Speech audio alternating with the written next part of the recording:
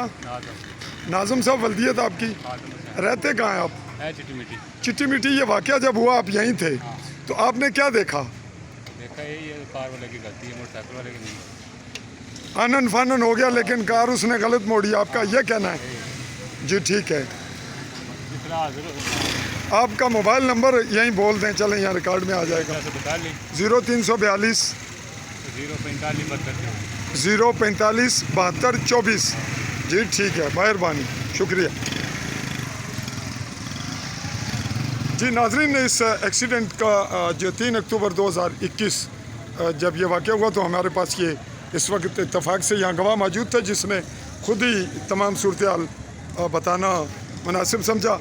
और ये एक अच्छा और मस्बत वाक़या है कि जब मौके पे देखने वाला बंदा खुद गवाही दे रहा है, वरना हमारे यहाँ का कल्चर ऐसा है कि अगर 10 भी देखने वाले हों तो वहाँ गवाह यहाँ कम ही मिलता है। तो इस वक्त जो शदीद ज़ख्मी हुआ लड़का, जिसका ताल्लुक़ फैसलाबाद पाकिस्तान से है, जो बाइक वाले के साथ कहीं लिफ्ट लेकर निकल रहा था, इस हादसे के बाद उसे हॉस्पिटल पहुंचा दिया गया। यहाँ पब्लिक का रश है।